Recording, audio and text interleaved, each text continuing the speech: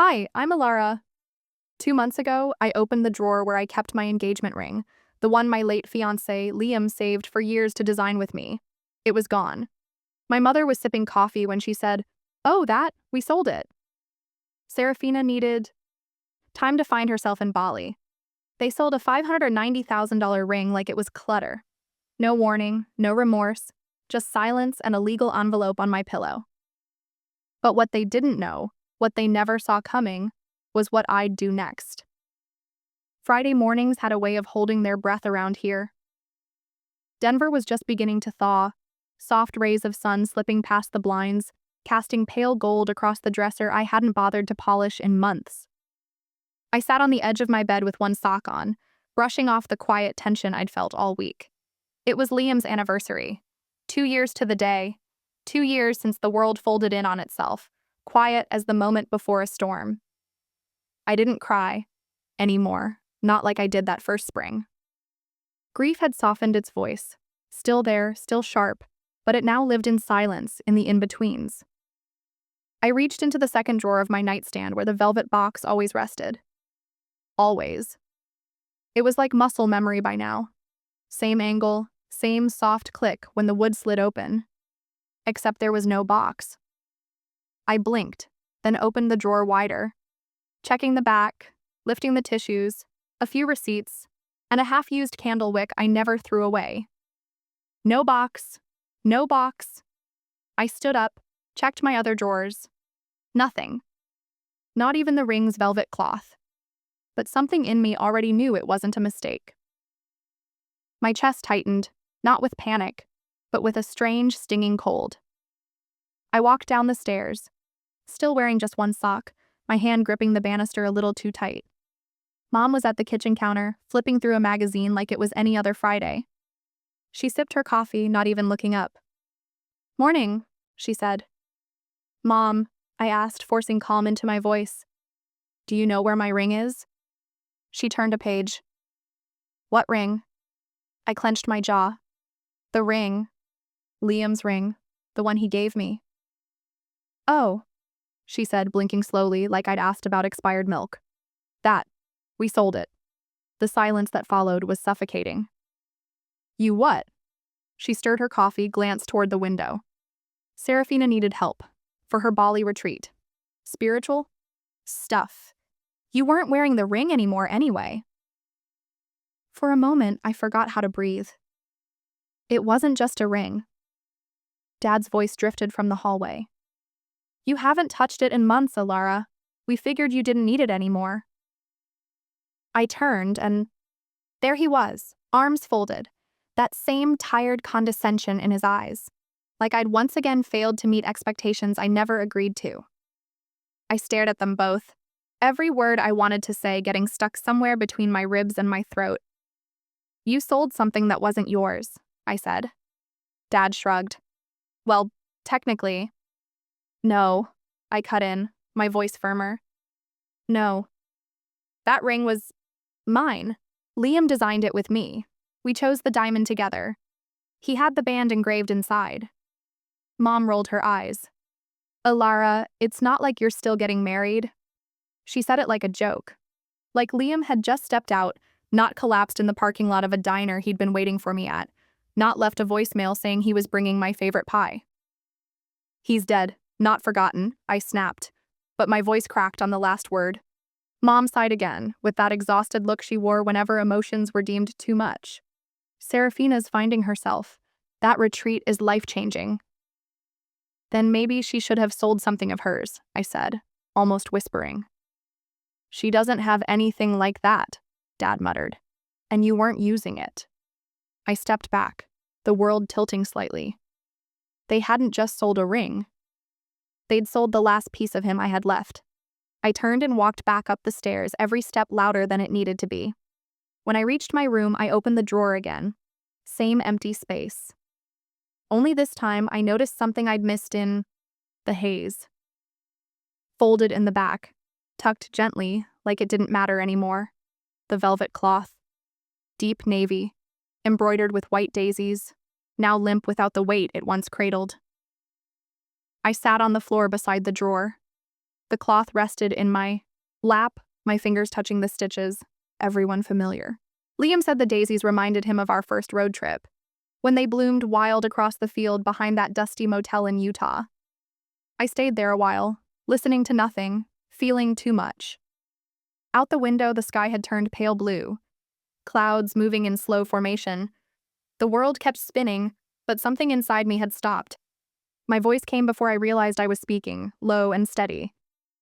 They didn't just sell a ring. They sold what's left of me. I sat there for a long time, maybe an hour, maybe more. Just me, that empty drawer, and the daisy-stitched velvet cloth that used to hold the only thing that proved he ever asked me to be his wife. By the time Sunday night rolled in, I hadn't left my room once. I hadn't eaten much either, just water, stale crackers, and whatever silence would let me keep down. I hadn't even turned on my phone since Friday morning.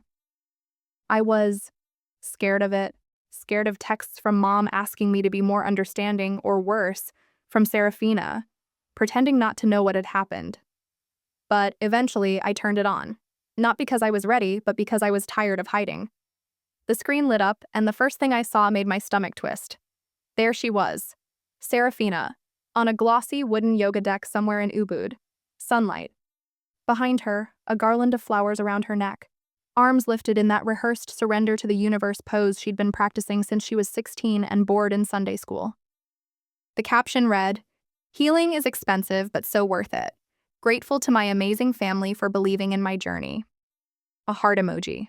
A lotus. The comments were flooding in. "You inspire me. Such a brave soul. This is how healing looks. She's glowing like actual light." I stared at the screen until my hand began to tremble. I couldn't even cry. That was the part that scared me. It was like the grief had nowhere left to go. She was using his ring money to post about her rebirth. I scrolled further and it kept getting worse. She was tagged in stories, reposted by yoga brands, even featured in a wellness blog. From Pain to Power, Serafina Thorne's Transformational Journey. There was a paragraph about overcoming generational dysfunction, another about how she chose the hard path of self-love. I nearly laughed. I wasn't mentioned once. Not a single line. No one knew that while she was stretching into the sunset, I had been sleeping on the floor of my childhood bedroom because my parents gave away the bed I bought after Liam died. Said it was too big for one person anyway. I kept scrolling, but my mind was already pulling me back. Flashes of growing up with Serafina. The tantrums, the slammed doors, the way Mom would sigh and turn to me and say, "You're the strong one, Alara. Help me keep the peace." That was the job I never applied for but never got to quit. Liam used to say, "You don't always have to be the one holding the house together while it burns." But apparently I didn't hold it well enough, because now they were dancing in the flames, and I was the ashes. Around 8:30, I finally dressed and drove out to the cemetery. The wind had picked up, the gate creaked as I pushed through. I walked the narrow path between graves, carrying nothing but my phone, and that crushed feeling in my chest that hadn't eased since Friday. When I reached Liam's stone, I didn't kneel. I just stood there. "They used your ring, Liam," I whispered. "They sold it so she could post gratitude quotes in Bali." The wind rustled the dried leaves at my feet, and I could have sworn something in me cracked just a little more. Back home, I sat on the floor again, scrolling. Her latest post had nearly 2,000 likes. A drone shot over rice fields. She was mid-spin, arms outstretched. Caption: "Sometimes you have to leave the noise to find your soul." I didn't think. I typed before the shame could catch up. Hope the healing was worth it. I paid for it. I hit send. The comment disappeared into the sea of praise. 10 minutes later, it was gone. Deleted. At 10:42 p.m., my phone buzzed.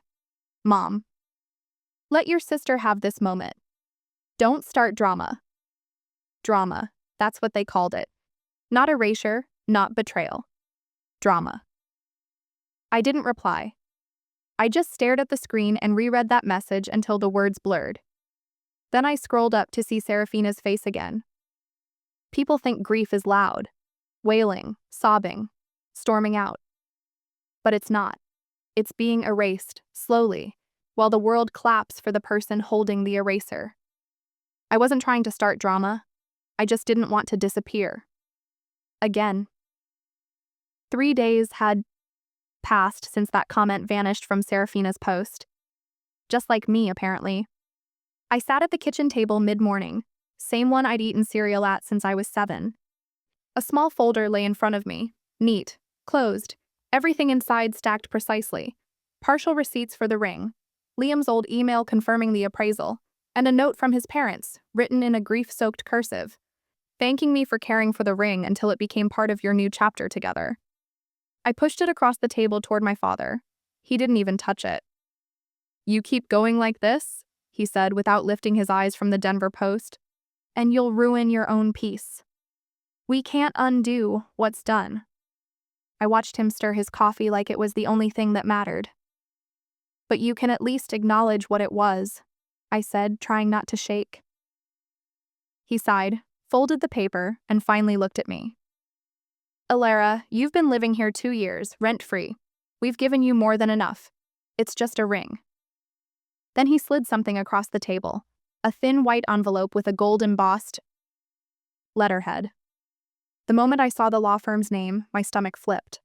I opened it slowly. Inside was a formal note. "This correspondence confirms that all contents within the property at our address fall under legal ownership of Diana and Marcus Thorne." I stopped reading. They didn't just want the ring. They wanted me to know that nothing here belonged to me. Later that day, the sky outside hung heavy and gray, the kind of color that makes your bones ache. I drifted into the garage, not knowing why. Maybe I needed to breathe air that hadn't passed through their mouths. I sat on a crate labeled Alara College and opened it, brushing off a film of dust. Inside were yearbooks, an old guitar strap, and beneath it, a small sealed envelope. My name on the front, Liam's handwriting, careful and unmistakable. I'd never opened this. My hands shook a little. Inside was just a sticky note, faded but intact. "Don't let them take your voice. Or your worth." I didn't move for a long time. It wasn't just a note. It was a gut punch from someone who always saw me, even when I didn't know I was vanishing. I slipped it into my wallet, folded behind my driver's license, behind the version of me the world could see. That night, dinner was predictable. Meatloaf, green beans, and erasure served hot. Mom raised a glass midway through the meal. "Here's to Serafina, her growth, her healing, her courage. What a transformation." I sat still. No one looked my way, not even a passing glance to check if the other daughter was breathing. I lifted my glass halfway, then lowered it and stood. "I'll be upstairs," I said. My dad muttered just loud enough for me to hear. "That girl needs perspective." I didn't answer. I walked to my room and pulled out the plastic storage bin from beneath the bed. Bills, receipts, copies of insurance forms, email printouts, statements from my joint account with Liam. Things I hadn't looked at in a year. I didn't know what I was looking for, but I knew I needed something that wasn't theirs. Something that reminded me I used to have a life, a love, and a voice. The scanner beeped quietly as I fed in page after page. I created folders. I labeled timelines. Somewhere along the way, I stopped crying, stopped asking for acknowledgement. Something inside shifted from wanting to be heard to refusing to be silenced. They'd taken the ring, but they hadn't taken the truth. Not yet. I didn't know what I was building. I just knew I needed something that was mine. By Thursday night, the pile of documents on my desk had doubled. Receipts, bank transfers, insurance forms, each one scanned, labeled, and stored into a folder marked Truth. There was no master plan, no legal motion drafted, just me, pulling string after string together before someone else yanked them from my hands. Rain tapped against the windows, soft but steady, the kind that blurred everything outside just enough to match how things felt inside me. I sat at my laptop highlighting a paragraph from Liam's old email when I accidentally brushed the trackpad. An old browser tab opened, one I must have left bookmarked a year ago. It was a podcast. Autoplay kicked in, and then I heard her voice. "Healing begins when we decide to release the roles other people force us into." Serafina. I froze. I didn't move. My hand hovered mid-air, caught between closing the window and needing to hear every word. The host's voice chimed in. That's so powerful, Serafina. Can you give us an example of that release? There was a pause, a sip of something, and then I had to separate myself from the grief in our family. Some people, they cling to pain like it's a personality. Every muscle in my body locked. I couldn't even blink. She was talking about me. I listened on. I walked away. It cost me so much, but I chose joy. I gave up everything, even objects tied to trauma. You can't move forward while dragging symbols of emotional debt. I mean, rings. They're just objects soaked in pain. I don't remember hitting pause. I just remember staring at the screen, my reflection in the dark monitor staring back at me like it didn't recognize me anymore. 50,000 listens. 50,000 people heard my story twisted out of shape and sold back as her brand. She'd turned Liam's ring into a metaphor for toxicity, my grief, our love, reduced to clickbait. I didn't scream, I didn't throw the laptop, I just sat there. My fingers hovered, then moved slowly. I downloaded the episode, saved it into the folder. Then I opened a new document and titled it Timeline of Misuse. That night, the file grew steadily, my breath the only sound in the room aside from the soft hum of rain and betrayal. Around 10 I grabbed my coat and keys. I didn't tell anyone I was leaving. I just needed to scan a few things. Liam's letters. Mostly, and the local coffee shop had a scanner and late hours. I drove in silence, the windshield wipers setting a slow rhythm. At the coffee shop, the barista didn't ask questions. I ordered a black tea and found a corner near the back. One by one, I slid his letters into the machine, his handwriting growing shakier in the later ones. Each scan made the truth heavier, not lighter. I love how you see people, one line read, even when they've forgotten how to see you. I pressed my hand over that page. I didn't want revenge. I just didn't want to be rewritten. By the time I returned home, it was close to midnight. I changed into an old sweatshirt, pulled my hair into a low knot, and sat cross-legged on the floor near my desk. In the drawer beside me, folded carefully, still clean after all these years, was the velvet cloth, the one with the white daisies embroidered in its corners, the one that once held the ring. I took the USB drive where I'd saved the podcast and wrapped it in the cloth. Some things you wrap not to protect, but to remember. I placed it gently in my purse, zipped the top, and let it sit there, like an anchor. I wasn't ready to confront them, not yet. But something inside me had changed. I wasn't breaking anymore. I was collecting. It wasn't about proving them wrong. It was about finally remembering I'd been right. Friday evening settled over the house like a wet coat. Heavy, damp, unwelcome. The gray light outside hadn't shifted. For hours. Inside, silence pressed in from every wall. My parents had gone out for dinner, leaving behind the faint scent of my mother's lavender perfume and a Tupperware container of meatloaf I hadn't touched. I stayed upstairs, door half cracked, laptop shut. My body ached from sitting too long, but I couldn't bring myself to lie down. I needed something, anything, that could remind me this house hadn't always felt like a prison. So, I went digging. There was an old bin in the back of my closet, the kind with brittle plastic edges that cracked if you pressed too hard. It held what was left of a girl I barely remembered. CDs labeled in Sharpie, birthday cards from elementary school, faded, Polaroids from when I still had baby teeth and knees constantly scraped, and a stack of mini DV tapes. I hadn't seen those in years. I plugged the little camcorder into the wall and flipped through the tape drawer, choosing one marked Alara 6th B-Day. The screen lit up. Static buzzed, then color, muted and jittery, but clear enough. There I was, a little girl in a yellow sundress, standing beside a chocolate-frosted cake with 6 lit candles. My smile was wide. I remember that dress. I'd begged Mom for it, said it made me feel like sunshine. Then Serafina appeared on screen, 8 years old and already taller. Without warning, she shoved my head into the cake. I flinched, both in the tape and on the floor. The camera shook with laughter. My parents' voices joined in. "Serafina!" "Oh my God," my mother said, laughing more than scolding. Little me wiped frosting from my eyelashes. I looked around for help, but no one moved. The clip ended. I paused the video, my hand gripped the edge of the desk. I sat still for a long moment, tasting that same bitter silence I must have swallowed that day. I whispered to the room, to no one. Maybe this is just how it's always going to be. The key turned in the front door downstairs. I heard heels on tile, the clink of keys in the bowl, then the low murmur of my mother's voice, probably saying goodnight to my father before heading to bed. But instead of going to her room, she came upstairs. Light footsteps outside my door, then a knock. Before I could answer, she pushed the door open. No warning, no permission.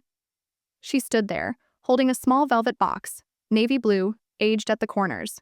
Her eyes didn't quite meet mine. "I was cleaning out the closet," she said softly. "Found these. Nana had promised them to you, remember? Figured maybe now's a good time."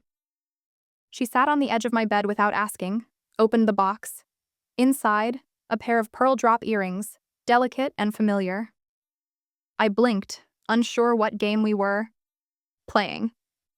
"She didn't mean to hurt you, sweetie," Diana said, smoothing her skirt. "Serafina just handles things differently, and we thought you'd moved on from all that." All that. Like grief was a shoebox to be tucked under a bed and forgotten. The earrings gleamed in the low light, clean and cold. I almost reached for them. I almost let the warmth of nostalgia dull the sharpness inside me. I almost said thank you. I almost forgave her. But then, a buzz. My phone lit up on the desk, a message from Isabel, a friend from college. "Thought you should see this." I tapped the link. It was an Instagram story. Serafina again, sitting cross-legged on a patio somewhere tropical, probably Bali, a pale smoothie in hand, perfect lighting softening her every word. Her voice, syrup sweet. Forgiveness is so powerful. Even when people lash out, I know it's just their pain talking. I rise above. I stared at the screen, unable to breathe. That was about me. About the deleted comment, the velvet cloth, the ring, the earrings. Every inch of my restraint being used as ammunition against me, repackaged as her saint-like patience. The wave of humiliation hit fast, like a slap I should have seen coming. Diana left not long after, telling me to try and get some rest. I said nothing, just nodded. The door clicked shut behind her. Downstairs, the dishwasher hummed. The house returned to quiet. But something in me wasn't quiet anymore. I opened my laptop. The folder marked Truth waited like an open mouth. I added the screenshot of Serafina's story. Then I retrieved the inheritance letter from Nana, the one that listed my name in her careful cursive right beside the word earrings. I scanned it. Then, slowly, I opened my phone's recorder. I spoke into the dark. "I'm not doing this to expose them. I'm doing this so I never forget again who they really are." And then I wrapped the earrings in a separate cloth and slid them into the drawer. Not to use, not to wear. Just to remember. It wasn't just betrayal. It was a pattern. I'd been trained to forgive. But that morning, something shifted. I woke up before the sun had climbed fully over the rooftops. The house was still blanketed in that muffled quiet only clouded mornings bring. I didn't wait for coffee, didn't scroll. I opened my closet, found the navy blazer I hadn't touched since Liam's memorial, and slipped it over a clean button-down. The sleeves were slightly looser now, but it still fit. Standing in the mirror, I didn't look like someone who had anything to prove, just someone who was finished waiting. The velvet cloth sat on my nightstand, folded carefully around the flash drive. Inside it, receipts, scanned letters, a copy of Nana's will, the podcast audio, screenshots of Serafina's posts, and my voice recording. I placed the whole thing inside a clear envelope, slid it into a folio, and zipped it shut. I didn't leave a note, didn't text anyone. I walked out the front door like I was heading to a dentist appointment. No tension, no fire, just clean air and purpose. 15 minutes later, I pulled into the parking lot of a co-working space tucked between a dog groomer and a yoga studio.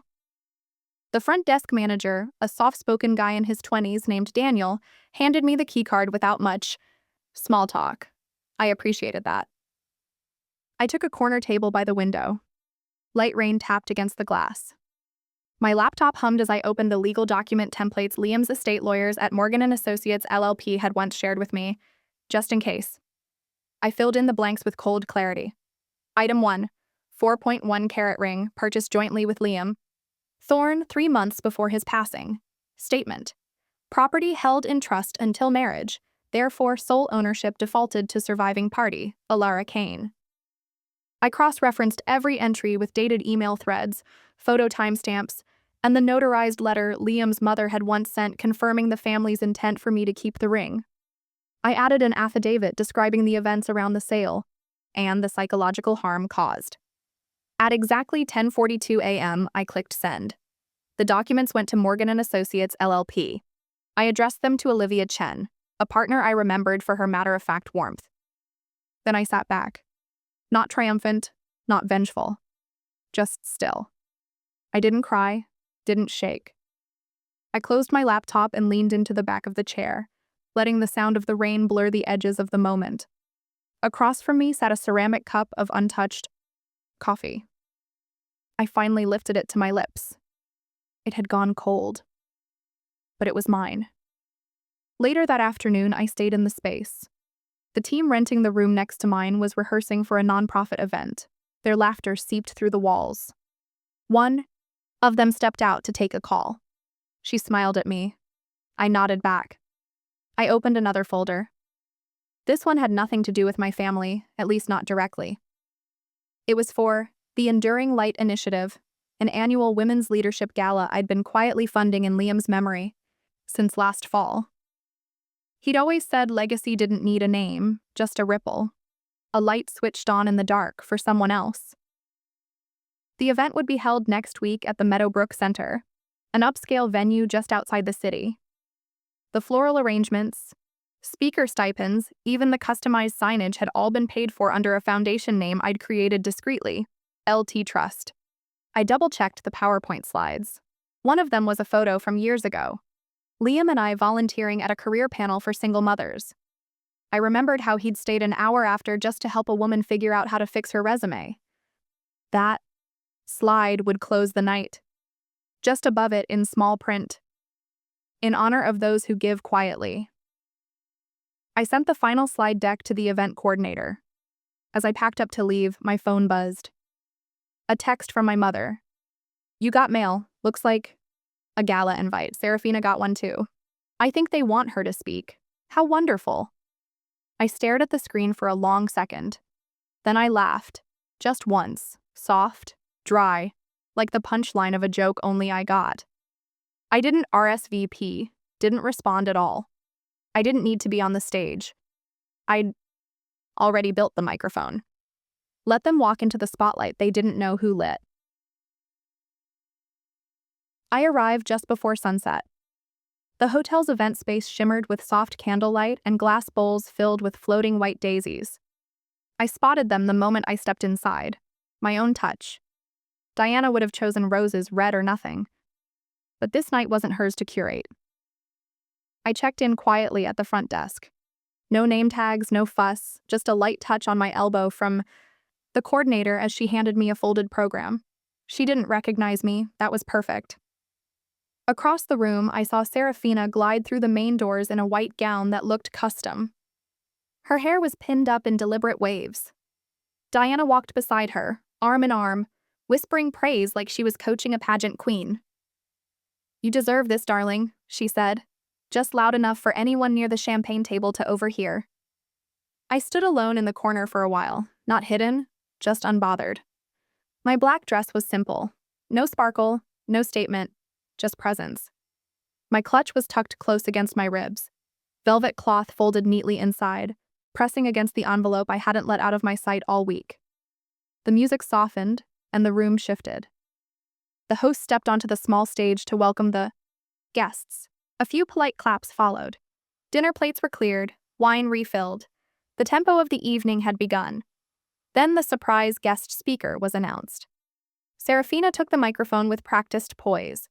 Even her footsteps sounded rehearsed. I could almost hear Diana inhale like a proud director behind the curtain. Grief, Serafina began, is a journey. But some people wear it like a badge they refuse to take off. My fingers tensed around the edges of my clutch. She continued. Tonight, I want to talk about letting go. About choosing not to be defined by what hurt you, but by what you did with the pain. She never once said my name, but I was in every sentence, a shadow standing behind her words. I had to release things that tied me to darkness, she said, smiling with soft grief. Objects, expectations, even family wounds. I chose light. The audience nodded. A few murmured, like they were at a sermon. I moved slowly toward the event coordinator at the edge of the room. Her headset was perched over one ear, and she was checking the screen cue. Excuse me, I said quietly, offering the sealed envelope. This is a featured donor message. It needs to be played now, before the final speaker. She blinked, uncertain. I wasn't told. It was requested ahead.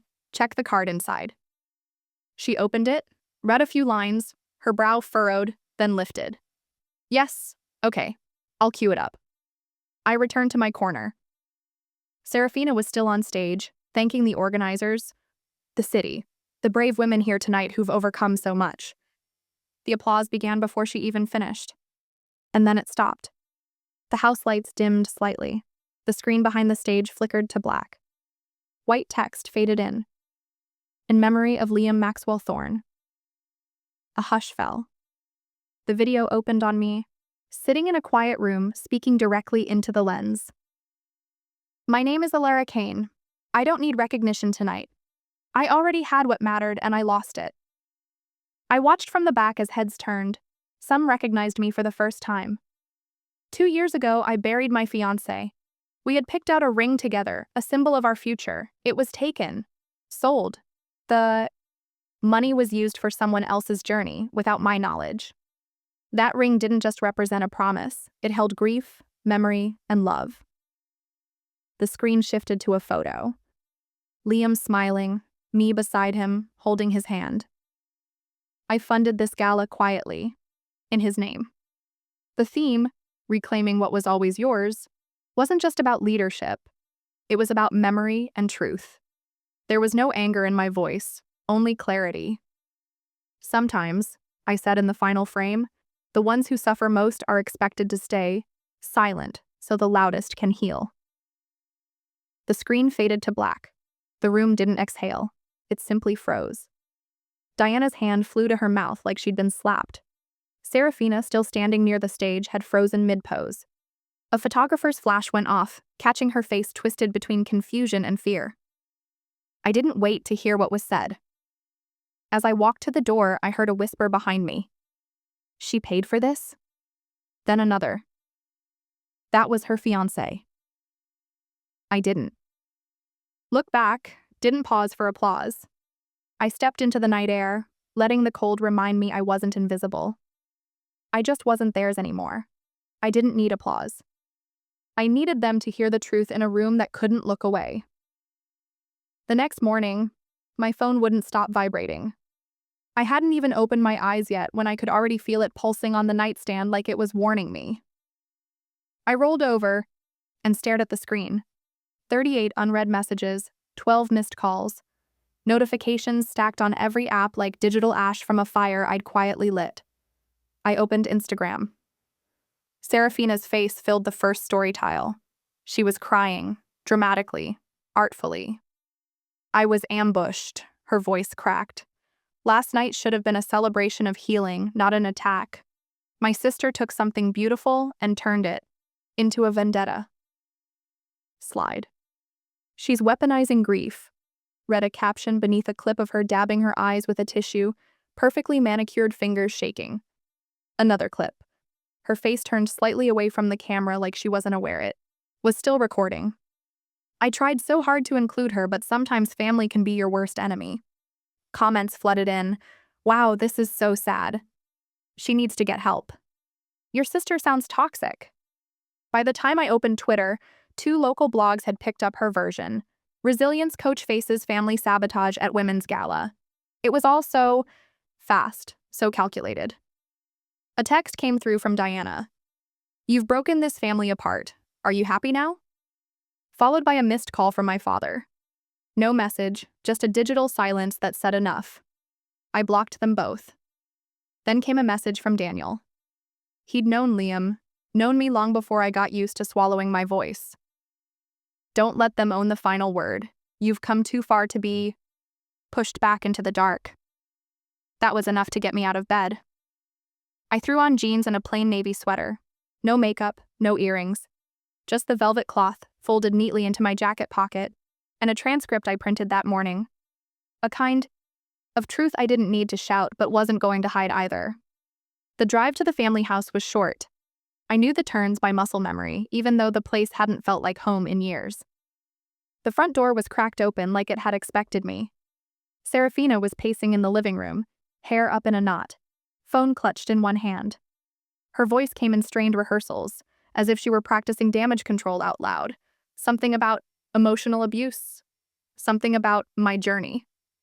She froze when she saw me. You shouldn't be here, she snapped, voice tight, but her hands trembled. I won't be long, I said, stepping inside. Calm. I walked to the coffee table and sat down. The transcript. The paper sat heavy despite how thin it was. Her eyes darted to it. What's that? I didn't answer. I just gently unfolded the velvet cloth, empty now, just a soft square of memory. I placed it beneath the transcript. It's your voice, I said. From the podcast, the one where you called me a grief addict. Serafina's face drained of color. You don't understand how media works. I understand how truth works. She stared at me, lips slightly parted, but nothing came out. I stood there for a second longer, letting the silence hold. Then I turned. Diana stepped into the hallway just as I reached the door. Her eyes were wide, like she'd just woken up to a reality she didn't choose. We're family, Alara, she said, a faint tremble in her voice. Blood? I stopped, not out of hesitation, but clarity. Blood means nothing without respect. I'm not here to belong anymore, I said. I'm here to break the cycle. She didn't respond, just stood there, like she couldn't find the script. I walked past her without flinching, out into the cool air. The sky had started to clear slightly, just enough to let in a thin band of light, the kind of light you have to look for. I slipped the velvet cloth back into my pocket. It felt different now. Clean. Done. I didn't leave because I hated them. I left because I finally loved myself more. The morning light in Napa was different, softer somehow, less accusatory. It didn't pierce, it warmed. A breeze rolled gently off the vineyards as I turned the key in the lock of my new studio door.